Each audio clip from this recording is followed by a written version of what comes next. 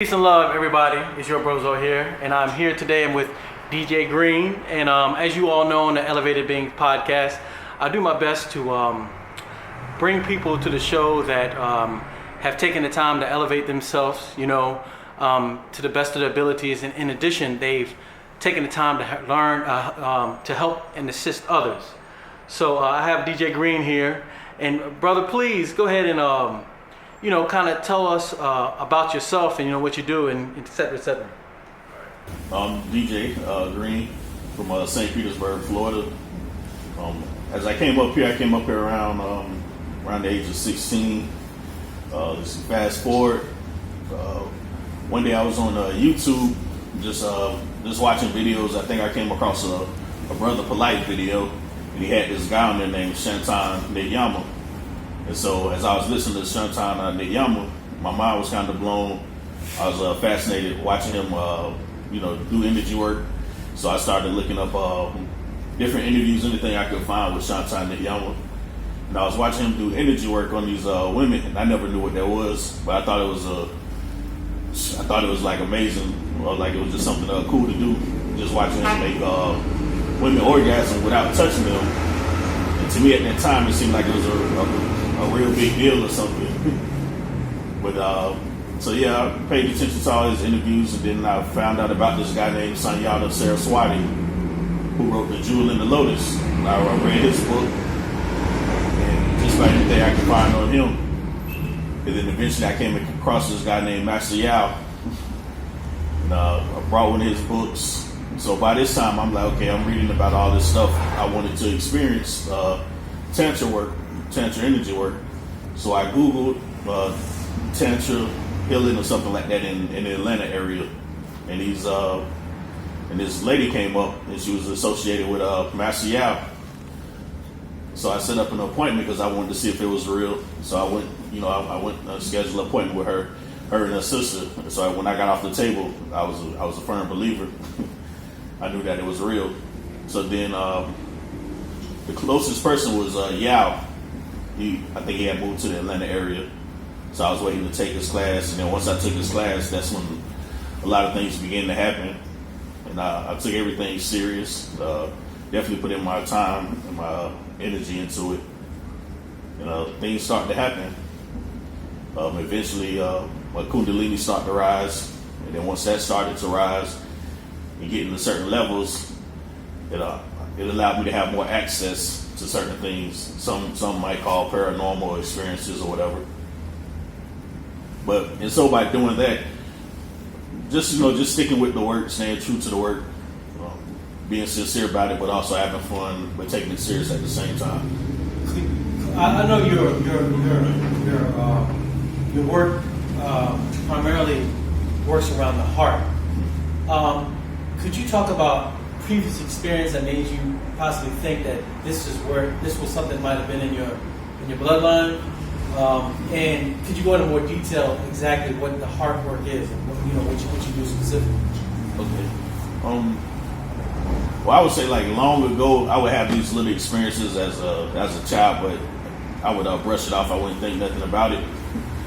Meaning, so like when it was a church play, I think I was like in kindergarten or something like that. And they had me playing like Baby Jesus, like in the little manger thing, the little basket thing. And at that time, I remember hearing this voice, but it was weird because nobody was standing around me. But I just heard this voice, so I didn't, whatever. Didn't think nothing of it. As I got a little bit older, I would have like these little experiences here and there, but I would just always ignore them, just thinking, okay, maybe I'm tripping, or I don't know, maybe a movie I watched and went to sleep or something like that. So then eventually, fast forward, as I started getting into the work with Yao, and everything started to increase. When I say everything, meaning frequency, vibration started to raise, started to get higher. And so eventually, sometimes it would happen through, like in a dream state. Different people or things would come to me and tell me certain things that kind of felt very real. Then as I would go on, like as the days would come, some of those things would happen or would come true. And so far as with the heart work, eventually what started to happen, what I've noticed with me and a lot of other people, once their vibration starts to raise, you have different entities or ancestors that come to people for different reasons. Some just really want to help out. Some want you to help them. Some have ulterior motives, quote unquote, not necessarily for your better benefit. So I had to use my discernment. I did take my time. So eventually, in a dream, first it was like in a dream state, when they use, I guess you call it like an ancestor or something like that. By this time, different things were coming to me, whether it's a dream state or if I was in meditation trying to offer me things, but I would keep just like brushing it to the side and say no, whatever. So this particular time, this one guy came to me and he was like, do you want to learn this system of dealing with the heart? And I was like, man, I don't know. I kind of brushed it off. It as time went on, he came back to me. I was like, I don't know. So eventually, I can't remember, something happened and I was like, okay. I was using the discernment of my heart. So I was like, all right, I'll take this chance. So I said, yeah, but then I didn't hear nothing from them no more, no as far as in my dream states or if I was meditating, I didn't hear anything. So maybe like a couple weeks later, and then that's when I was like laying on the couch, like chilling, and I felt this vibration in a certain part of my heart. And I heard this whisper in my ear say, this is your transmutation area. And I jumped up because it startled me. And I looked around, I didn't see nobody in the house or whatever. So I was like, okay, what's going on? So I was like, I'm tripping. So I laid back down, just tried to brush it off. Then I heard it again and I felt the vibration. At that time, I never felt no vibration, a buzzing type vibration in my heart like that. So I was like, okay, maybe I'm hallucinating or I'm tripping, but I don't smoke and I barely drink. So I was like, I don't know what's going on. So I was like, okay. Then they said, just breathe into this area. Just keep breathing into this area and filling it with joy. So I was like, okay, all right. I kind of lollygagged with it for like a couple weeks. Then eventually I started taking it serious. As I started taking it serious, then it came back. And then another part of my heart started to buzz. And then it said, this is your ridicule area. And I was like, okay. So eventually I slowly started writing these things down. So basically they got to the 4 sections of the heart while I was with this particular system. Then I was kind of curious, like, okay, why me? Well, at that time it was just like, okay, you're doing the work and you're ready. But then eventually I found out it was like, on my mom's father's side, have 2 relatives as far as down the bloodline that was a part of the system. Because the system been around for a very, very, very long time. Yeah. So I was like, okay, I thought that was very interesting. So as I started to learn these 4 steps, if I rewind, going back, I had got my incarnation objective reading from Osiris Success Society, and I seen how it went hand in hand with the Bagua that Master Yao had taught us. So basically, in the nutshell, I have certain deities or principles or energy, whatever you want to call it, that governs me in a sense. So I learned how to get in contact with them. So Sebek, one of them. Like, could you? I don't want to go too far off the heart because I'm interested in that. But could you kind of explain when you said like the Kundalini was rising, what that means exactly? So the Kundalini, yeah. A better way for you have like a quote unquote masculine and feminine side in your in the back near your spine, and also up the spine. So if I go back, so one day I was, I'm doing the work with Yao and the other students. I'm getting energy work, but then I'm also following the steps of things I need to do to better myself. So one day I'm laying in the bed and I wake up because I literally feel something crawling up my spine. And my first instinct was to jump up and run, but it was like, this is inside of me. I can't run from it. But it was a cool, like icy hot type of feeling. And it slowly began to rise. And then it got to maybe like mid-stomach. And I could just feel it. So then I remember I was nervous. I didn't know what was going on. So I called Yao. He explained to me what was going on. Then as time went on, as I kept doing the work, then here and there I would feel it rise even further and further. And so as far as with the Kundalini, some people, you know, when they go to church and they catch the Holy Ghost, some people feel like that's their kundalini that rose up. So some people have good experiences. Some people don't have good experiences. Usually, the people who don't have good experiences with that, they didn't really clear that energetic path. So they had a lot of blockage there. They had a lot of attachments there. So when the kundalini started to rise and your vibration raised higher, now you're able to see different things and feel different things. So if that area wasn't cleared out before it started to rise, maybe you might see spirits around you, and now you think you're going crazy. Maybe you're starting to feel what's going on with everybody around you, and you don't know that, but you think you're going crazy or something like that. Or you think you're hallucinating, or you're having all these bad type of experiences.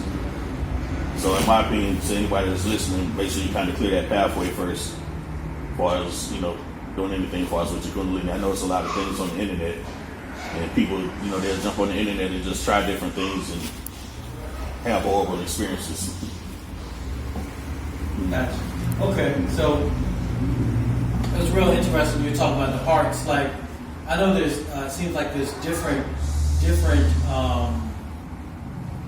parts of the heart. Could you kind of go into like the different functions of the heart? Okay. So with that, the heart being the gateway to your soul, the heart has a lot of power to it. I know we put a lot of tension on the mind, but the heart has way more. To me, has way more intelligence than the mind, but we don't really focus on the heart. But with the heart, man, you can do all type of things. I know people like to do a lot of affirmations, but there's really no energy behind it. But if you really start to tap into your heart and do affirmations or prayers literally from the heart, it's 10, 20 times more powerful. That makes sense because, it's for something to be pretty much running your whole being the whole time, it has to have more than just be an engine. It has, Wow, that's heavy. Because your heart, by learning this system, like I see things on the internet where people want to learn how to open their third eye. It's kind of similar with the whole kundalini thing. A lot of people have bad experiences with that also.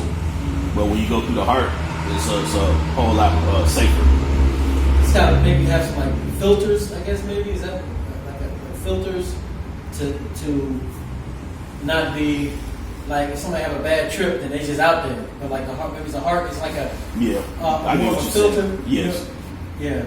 That's interesting. Yeah, the heart is it's so intelligent.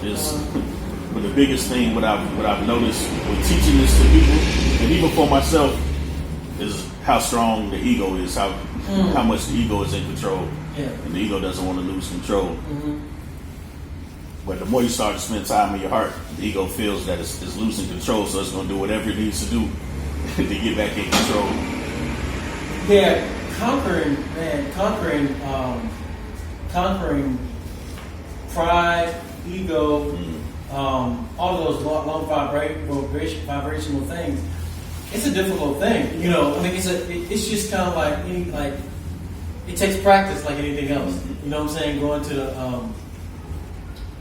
to the gym and working out, doing martial arts, you don't just get it. You got to work at it. Yeah, exactly. And so that's very similar as far as working with the heart. Yep. You got to build up that, I call it like the energetic muscle memory. Because also around the heart, we have memories around the heart also, whether they're pleasant memories or negative memories. So when they was telling me to focus on the feeling of joy and keep inhaling and breathing into this certain part of the heart, eventually what that's doing, you slowly, the more you do it with sincerity, it's changing that energetic vibration around that heart in that area. Like for an example is so say like with the transmutation area, think about that as dealing with like alchemy or something, turning lead into gold.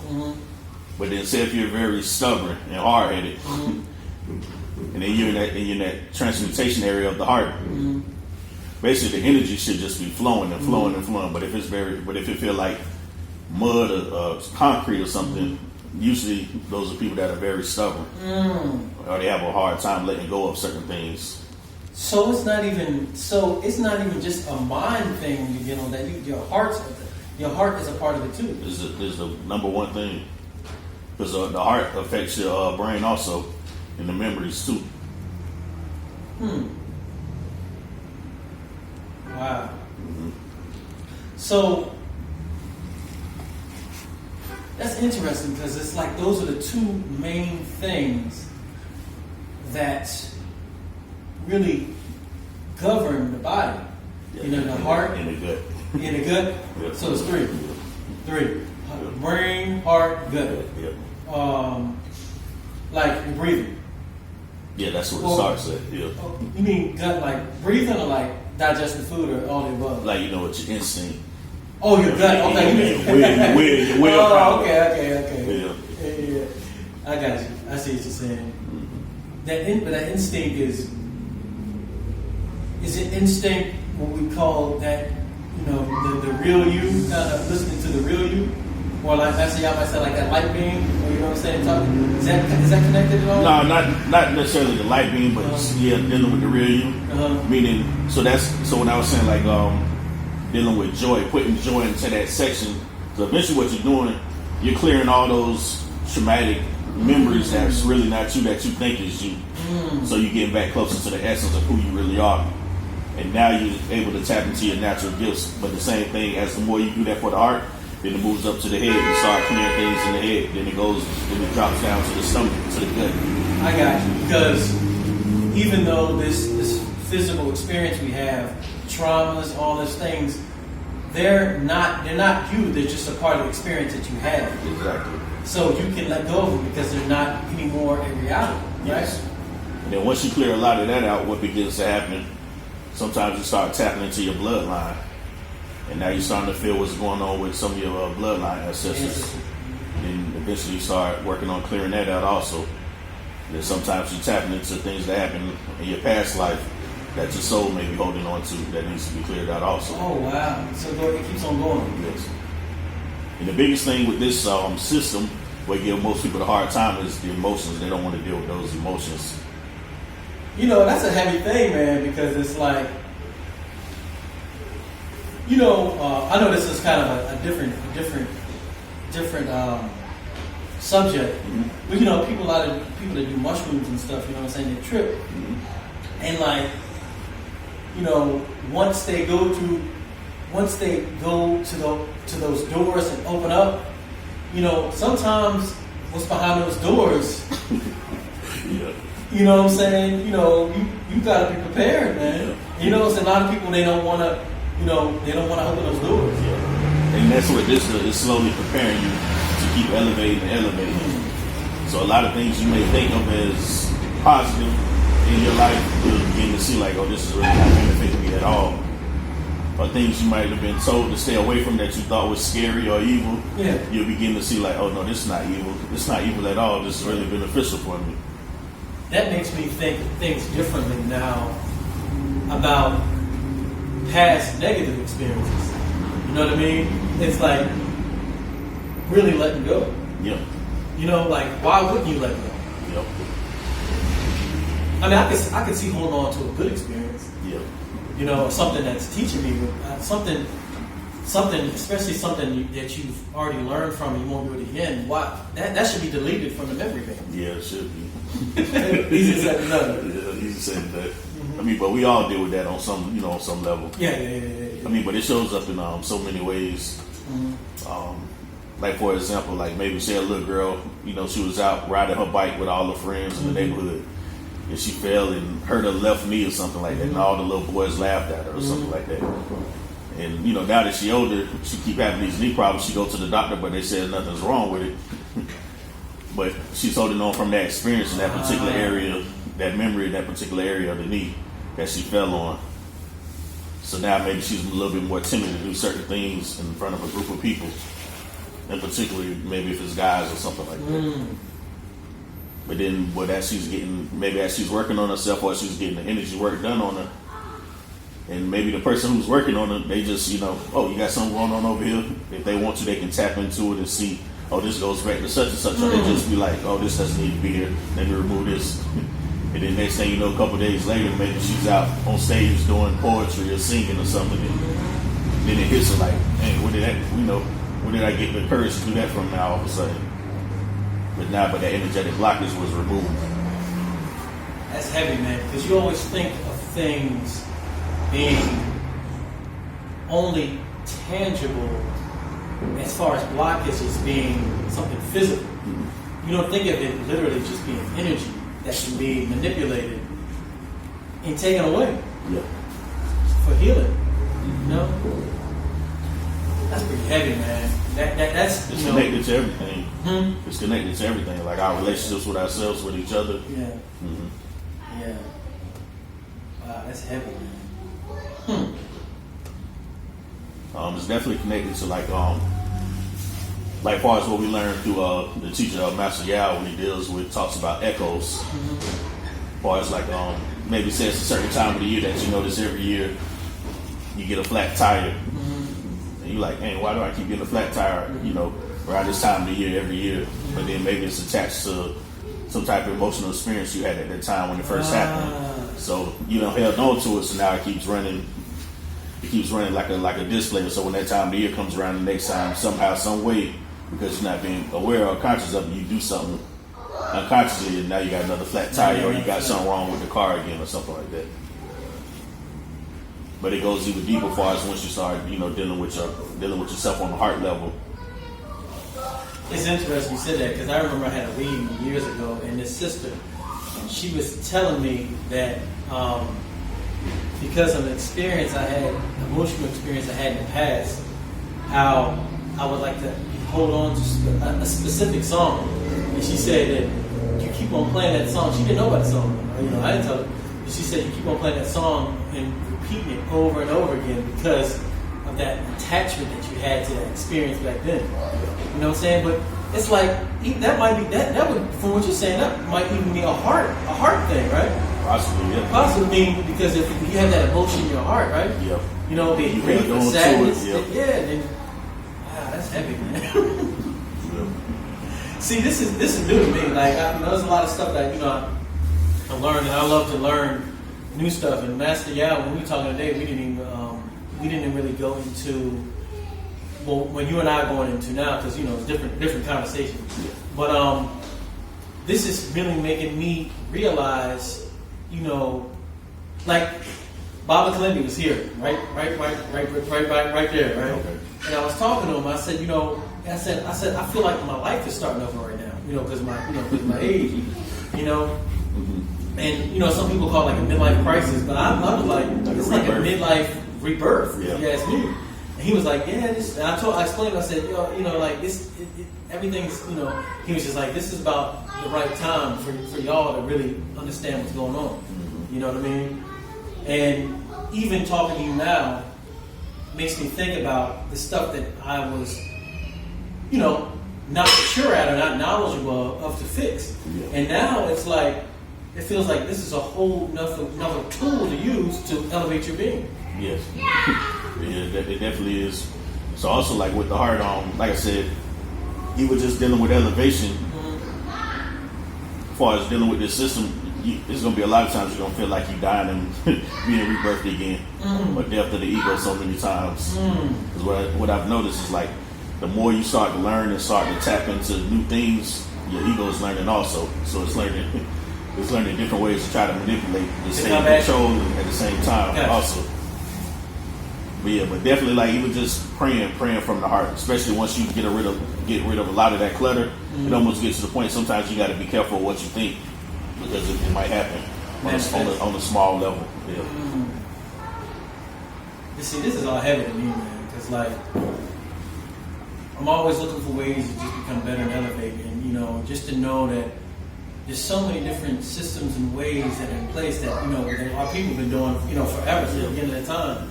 And it definitely motivates me personally, to learn more and do more. Okay. But as I kept like learning the system, and they keep teaching me like more and more, then also this is just something you can use for yourself to help you out of your life. So I was like, okay, cool. But as time went on, I would start getting these messages from Sebek in my dream state, like, no, you need to start teaching this to people. And I'm like, because I prefer to stay behind the scenes. So eventually one day I was getting some work done from Miss Stephanie. If anybody knows Miss Stephanie in the Grand China, you know Miss Stephanie. She's very excellent at her work, and if you got something that need to get out of you, Miss Stephanie will go in there and get it out of you. Oh wow! So one day she was working on me, and then Savette came through her. It was like, you gonna do it now? Like there's no more slacking. So I was like, all right, I can tell he's serious. So eventually, I talked Miss Stephanie and Adara Moselle. They were the first two people that I taught a little bit of it to. And then I sat back to see what type of results they would have. And then they kind of confirmed some of the same things that I had been through previously. So I knew it wasn't just like a figment of my imagination. I wasn't tripping. So then I always still had that in the back of my mind, like, I don't know, I might be tripping. I still was down there for a while. So eventually I got like a small group together. It was me, Miss Stephanie, Adara Moselle, Tim, Xavier, Danielle, Arletta, and Halima. I think that was it. Yeah, that was just like the first small group that I started. Oh, and Yao, that's Yao, that I started teaching this to. As far as like the first few couple steps or whatever, I started teaching this to. And then as time went on, some advanced more than others. Then it started, basically I kind of just sat back and it made me smile to see like, okay, this is for real. Then eventually we started getting into teaching classes. Okay, so you went from literally a non-believer, a novice, a student, a teacher, and you're at the point now in which you just know you're ready to spread the good word, right? Yeah, the way of putting it. So I mean, as of now, I've taught 4 classes, 4 like official classes. Yeah.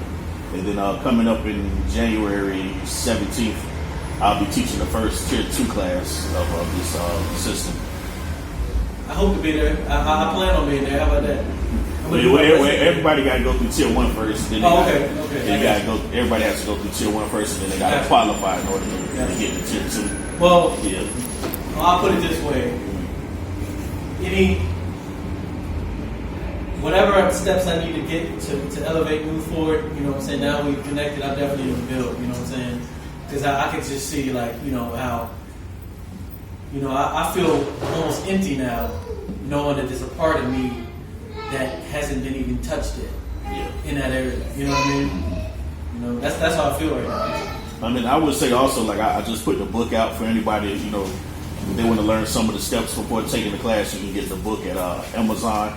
It's called Heart and Soul of the Integration Level 1 Integration Level 1 System. It's on Amazon, or you can also go to the website. It's www.heart-association.com, and you can find more information there also too.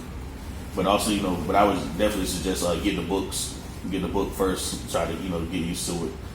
The class with the book gives you the steps, but once you get in the class, it's the environment that kind of takes everything to a whole other level when you really start experiencing things collectively. Okay. Yeah. Well, I mean, this was pretty thorough, which I think, because I can say that just because I learned a lot. Like, is there anything else you want to build on? Like,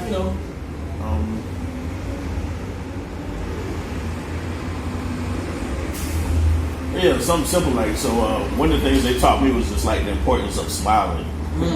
I usually don't smile unless something's funny. But dealing with the heart is gonna, the more you deal with your heart, you're gonna have to get outside your comfort zone. It's definitely gonna push you to get outside your comfort zone.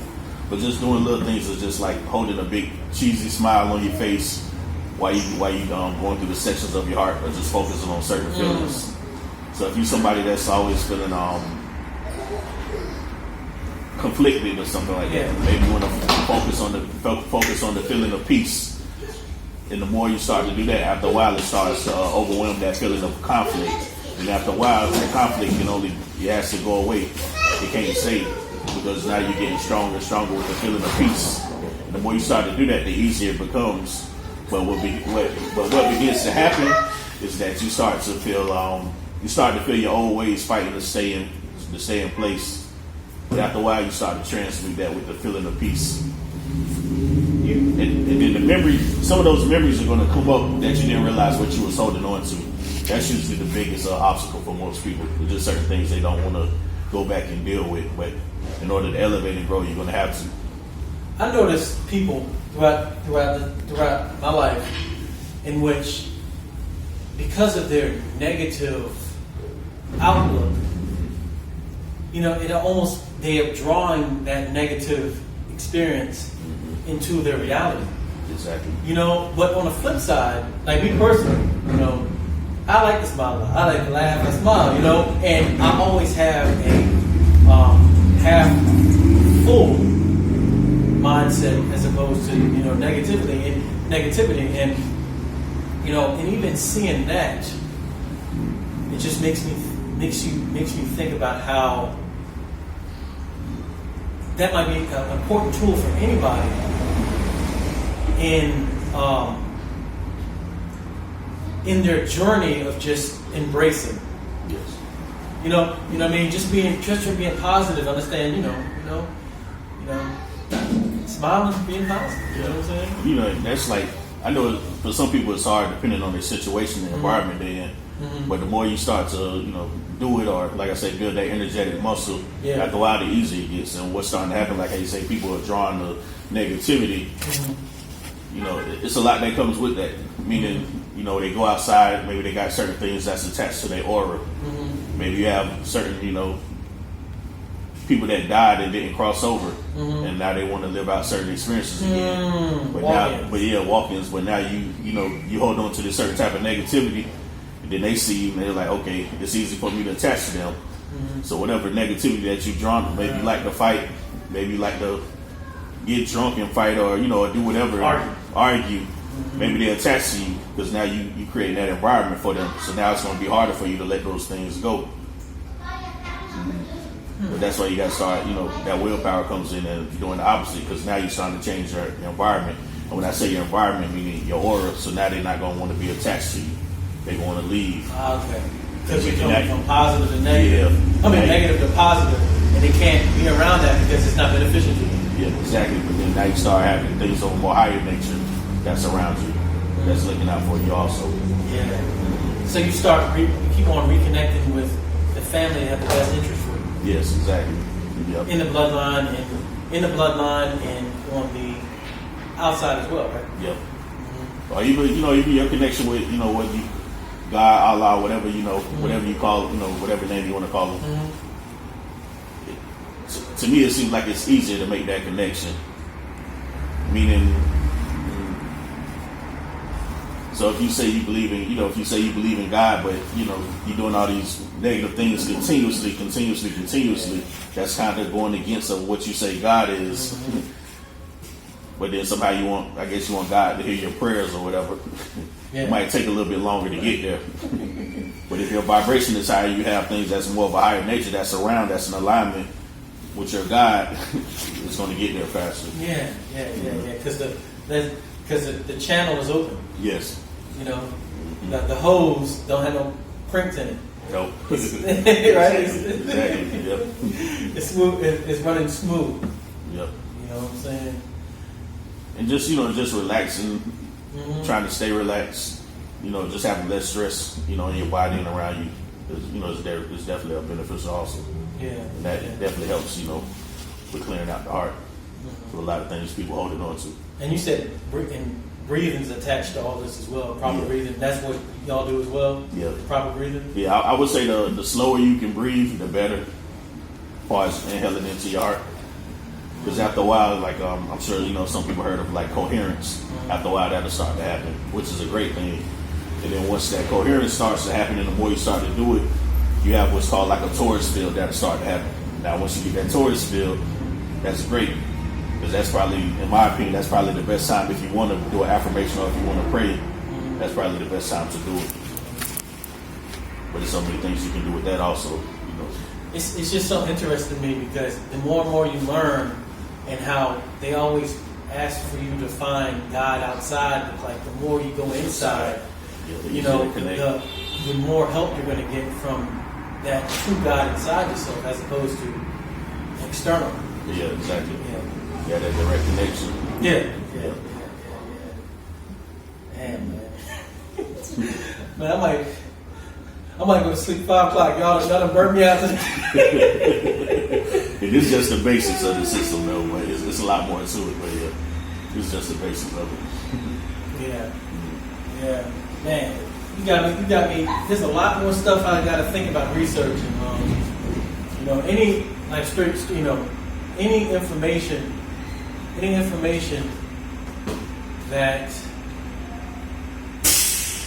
Any information that you can give to me or even the people, books, give it to me. You know what I'm saying? I'll post it. You know what I'm saying? For them to check out. Of course, your information as well, man. But I don't know. I mean, yeah, it changes a lot of things because, like, even for me, so like growing up, most of my family was Christian, but then I got to the point I was like, nah, I'm not Christian anymore. Yeah. Even though I still believe in the higher power, believe in, having honor and respect, But yeah, I don't know. I just got to a point where it was like I started reading and studying. I was like, okay, we'll let Christianity go. For me personally, I started reading more about our history. Then I went from the mindset of like, okay, ain't none of this real. The Bible. I got to that stage. Oh, none of this is real. Yeah. Whatever. Yeah, exactly. But then once I started really getting into like Tantra and Qigong, and then going back and maybe reading the Bible, I was like, oh, now I had a whole different perspective. Yeah. Like, okay, this is not real, but this is real. Exactly. This is okay. This is possible. Okay, this is how you do this, or this is what this really means. Yeah. So it brought in my you decoded it. Yeah. I also, and at the point now, I'm really decoding,